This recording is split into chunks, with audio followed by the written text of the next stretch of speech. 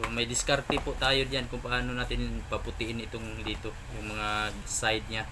So hindi po natin ikakat yan. Kasi sagad yung mga sulat niyan. Pag Bible kasi sagad yung sulat sa gilid eh.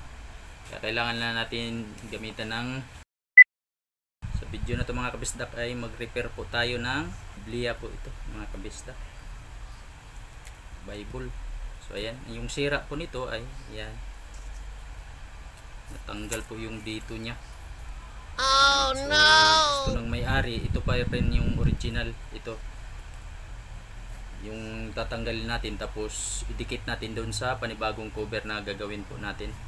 Tapos ito linisin na rin po natin itong papel. Tingnan nyo mga kusta, napakadumi yung mga gilid nya, kailangan natin paputiin yan. Tapos ito tanggalin din natin. Nagre-repair din tayo ng mga libro. Ginagawa mo. Ito kasi hindi na tayo magbubutas kasi medyo sagad na yung sulat nito. Kaya pinaliwanag ko sa kanya na hindi na magbutas at saka cover lang po ang gagawin natin. Tapos linisin yung papel. Alright, so ganyan na siya mga pista. Alright. So may diskarte po tayo diyan kung paano natin paputiin itong dito, yung mga side niya. So hindi po natin ikakat yan. Kasi sagad yung mga sulat niyan. Pag Bible kasi sagad yung sulat sa gilid eh. Kaya kailangan na natin gamitan ng sunrox para pumuti. Halos araw-araw, halos oras pa nga yan binubuklat. Kaya talagang madudumi yung gilid niya. Yan, tingnan nyo. Pumuti na agad. Basahan yan tapos binasa ko ng tubig tapos lagyan ng sunrox. Ganyan yung diskarte mga kusta. Sa gilid. Lagyan natin yan. Walang makitang ano yung bulak sana. Sumunod nila. Mga kusta. Puti yan.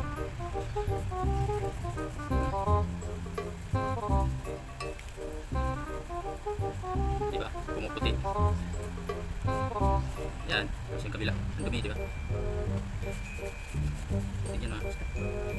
Yan ang diskarte pag hindi na pwedeng ikat, hindi na pwedeng katan yung papel kasi sagad yung sulat. Ganituin nyo na lang.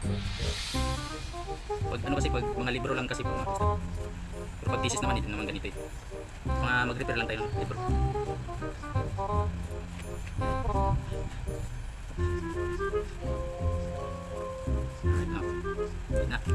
Pwede na, hindi na gaanong marumi, hindi gaya kanina.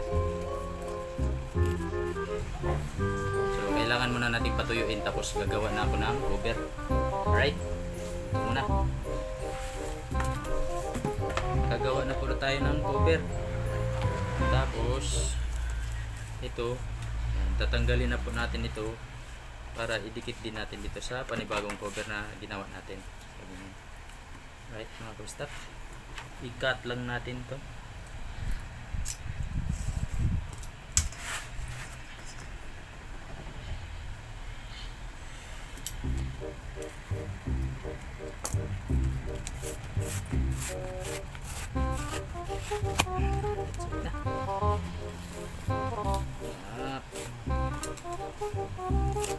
Alright. Wala natin.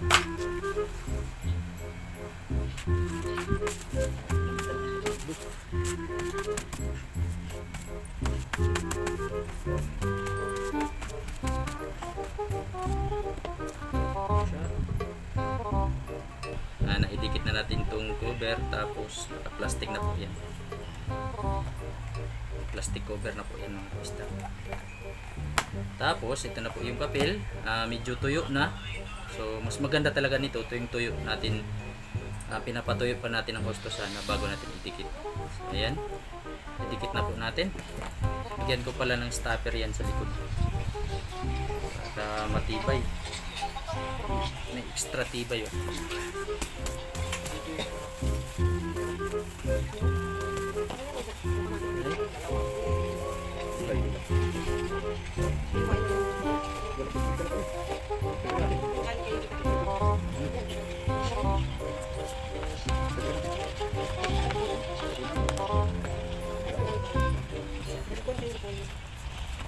Lagyan lang natin ng ribbon.